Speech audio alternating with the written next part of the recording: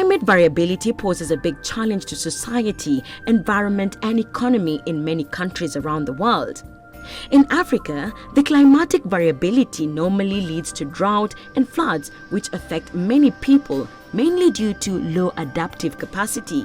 These disasters have been increasingly particular in East Africa, and most of the countries often lack sufficient data, efficient tools, and adequate skills to inform and develop measures to help protect their citizens from the flood and drought impacts.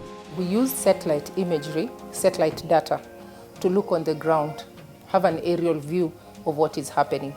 So for example, if there are certain things that are happening on the ground, such as deforestation, such as restoration efforts, such as expansion in agriculture, we are able to use remote sensing data, that is satellite images, to get to know the exact areas, and what we refer to as the hotspots are the changes that are happening on the ground. To address this problem, RCMRD is involved in various initiatives to develop capacity in its member states to promote the resilience of populations against disaster impacts. Climate data that's also coming from weather observations, and what we do then is to integrate that data with other kind of observations, like those that are coming from household surveys. We integrate them and develop solutions like in form of maps, in form of tools that can address developmental challenges that are related to the climate risks that we are experiencing in the member states. For instance, through the Survey Eastern and Southern African project, RCMRD participated in a USAID-funded project, prepared and developed vulnerability hotspot maps for the 5 Eastern African countries. These vulnerability hotspot maps allow both governments and non-governmental decision makers to prioritize areas of resilient building interventions. For example, the Lake Victoria Basin Commission used the vulnerability hotspot maps to secure funding of $5 million to implement community-level focused climate adaptation projects in the Lake Victoria Basin. So we'll give you money if, one, you have information, real information, and timely information about the climate change. That's one.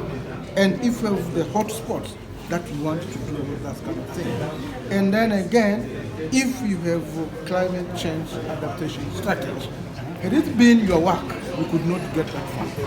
And this is why they even promised that if you can implement more and show clearly that where the impact is, then we can get more money.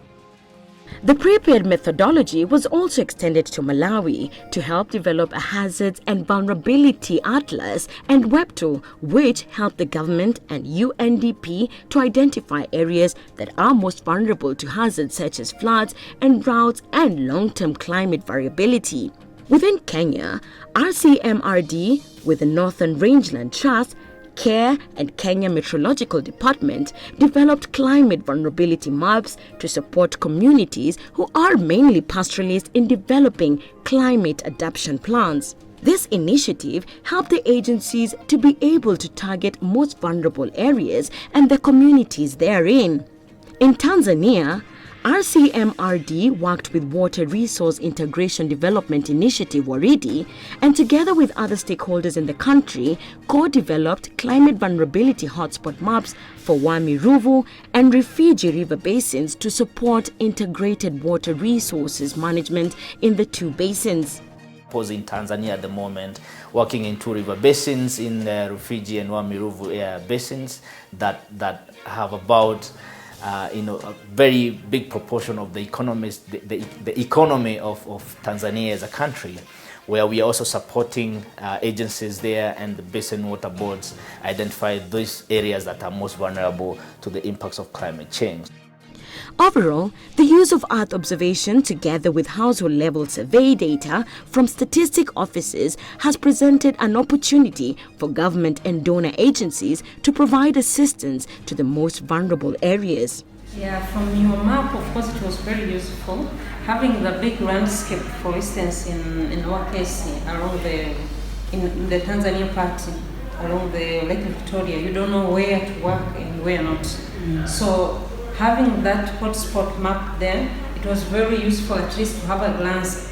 We know all the people are affected by climate change, but in terms of trends and who is the levels. So at first it helped us to pinpoint areas. And it was very useful when we go down, we find most of the things that we are seeing in the map, they are there.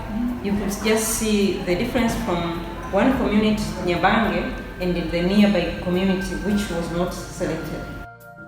RCMRD will continue to offer its support to disaster risk reduction and climate resilience initiatives in the member states.